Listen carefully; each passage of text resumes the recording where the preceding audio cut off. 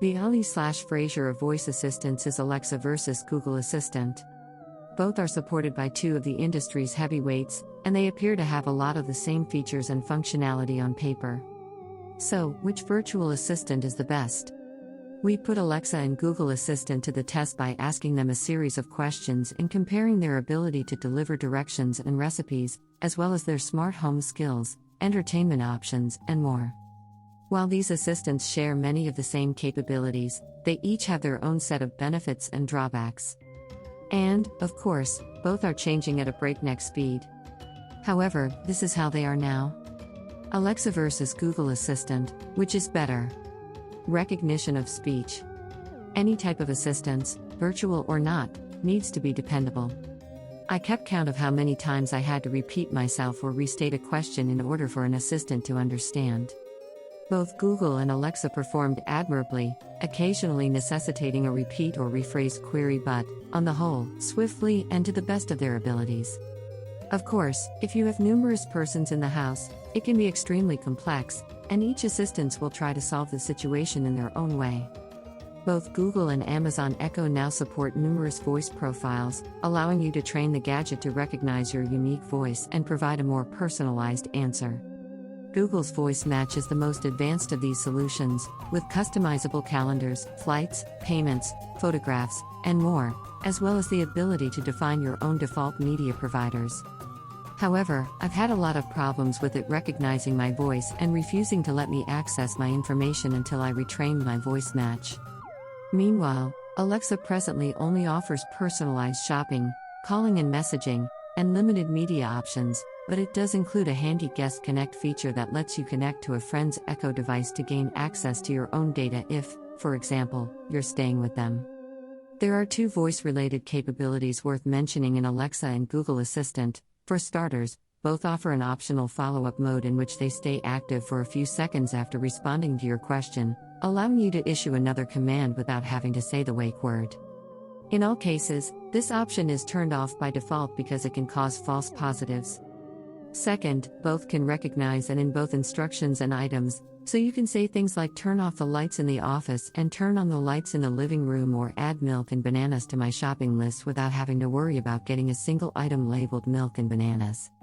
While Amazon's support for numerous profiles is sure to improve in the future, Google's more comprehensive personal results make it the superior assistant in this area. General knowledge, Alexa versus Google Assistant. We put a battery of 20 general knowledge questions in front of each of the digital assistants. Despite the fact that both assistants are more capable than ever, Alexa continues to beat out Google Assistant in the general knowledge category, partly due to the fact that it delivered better responses to multiple questions. It could, for example, tell me when the new season of Westworld premiered, while the Google Assistant wanted to read me a summary of the episode. Surprisingly, while Alexa was finally able to answer questions regarding the all-time stolen base leader after a retry, the Google Assistant couldn't understand this question, despite accurately answering it in our prior duel. When I asked about the first Secretary General of the United Nations, neither did particularly well, albeit the Google Nest Hub was able to display the answer on screen, if not read it loudly. However, both Alexa and Google Assistant's responses and comprehension were often spot on, requiring little rephrasing and rarely asking me to repeat a question more than once. The results of Google Assistant were very similar to those of Alexa. It provided strong, quick responses with context in most cases, while it occasionally provided too much or too technical information. When I inquired why the sky was blue, for example, Google Assistant launched into a long explanation on diffuse sky radiation that would make any 5-year-olds glaze over. Music and podcasts, Alexa versus Google Assistant. Any smart assistant's strong suit should be music. Both assistants obviously integrate with their respective music services, and in certain cases, they also provide the opportunity to link to third-party services. Alexa expertly handled a request to play Paint It Black by the Rolling Stones, because I have it linked to my Apple Music account. Even though I don't have a paid music subscription to any of the Google Assistant-supported services, it nevertheless played Paint It Black and a playlist of other Rolling Stones songs on YouTube Music. My requests for peppy 80s music and West Coast jazz were met with stations that fit those descriptions from both assistants. Both assistants have improved since our last comparison in terms of finding and playing podcasts. Alexa now allows you to attach your Apple Podcasts account to it like a music service, allowing for more seamless integration for users on iOS and Macs, while Google Podcasts appears to have improved on the assistant. Both helpers were able to play the most recent episodes of both Wait, Don't Tell Me, and The Incomparable, as well as the more obscure Australian sitcom Dragon Friends. Both assistants have multi-room audio capabilities, including the ability to create speaker groups with your smartphone. Alexa and Google Assistant can also play music from some music services through Sonos speakers, and Google Assistant can converse with any Chromecast-connected speaker. A lot of the top smart speakers include both Google Assistant and Alexa built-in. Alexa wins out in the end because she has a few more connections, notably with a business as huge as Apple Music and Apple Podcasts, which is still the largest podcast directory on the market. Alexa versus Google Assistant, which is better for entertainment? One of the most appealing characteristics of virtual assistants is their ability to integrate with home entertainment systems. You can now use Alexa to operate your Amazon Fire TV, Fire TV Stick, or Fire TV Edition, including accessing apps, jumping through time, and playing and stopping music and videos.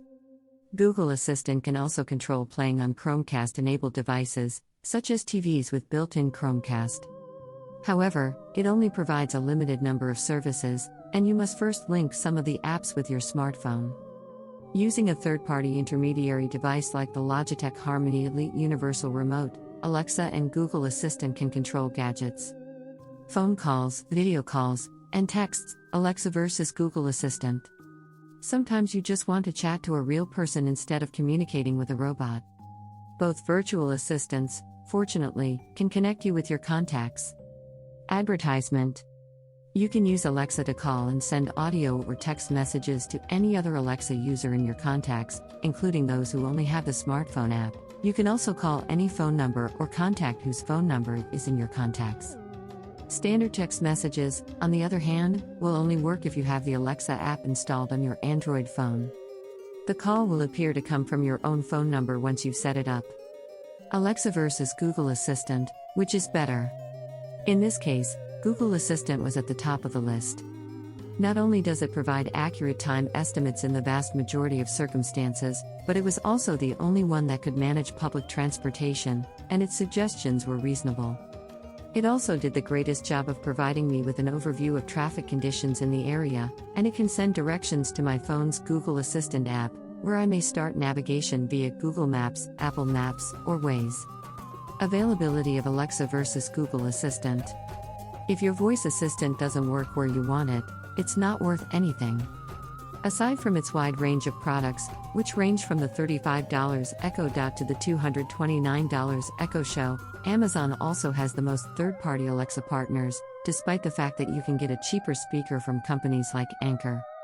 Alternatively, if you require higher sound quality, the Sonos One, which has both Alexa and Google Assistant, is available. Both assistants can be accessed through an app that can be downloaded on both iOS and Android smartphones. Google has released smaller versions of the Home, including one that is less expensive, the Mini, and one that has improved sound quality, the Max.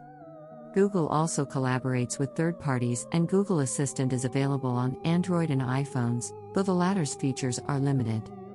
Google, like Amazon, has two smart displays, the Nest Hub and Nest Hub Max, the latter of which features a larger screen and a camera for video calling. A few third-party smart displays, such as the Lenovo Smart Display, are also compatible with Google Assistant. In terms of international availability, both Google Assistant and Alexa are only available in certain parts of the globe. The availability of Google's languages varies by region, and all languages are available in all countries or on all devices, but at least 19 are available in the United States. On the same device, you can add a second language, and it will understand queries in both languages. However, you won't be able to go back and forth within the same query. The Google Assistant also has a unique interpretation mode that allows you to ask it to translate phrases from another language verbally. Essentially, it's a verbal version of Google Translate. Alexa's language support is more complicated. It can speak English, in the United States and the United Kingdom, German, and Japanese in limited trials. It also has a multilingual mode in select countries, allowing you to use language pairs such as Spanish and English in the United States, English and Hindi in India, and English and French in Canada. Although Alexa is available in 41 countries, not all Echo devices are. Though Alexa doesn't support native language translations, there is a third-party skill that does, though it's more complicated than Google's built-in solution. In the end, thanks to excellent performance in the smart home and communications domains, Alexa pulled ahead of Google Assistant in a close fight. Google, on the other hand, was no slouch, and the reality remains that, depending on your priorities, both are still viable options. While both perform admirably in terms of general knowledge and extensibility, Alexa is certainly the better choice if you want the most comprehensive support for music and podcast providers. Google Assistant, on the other hand, would be a better choice if you have a home with numerous people, each of whom wants to obtain their own personal information via a smart speaker.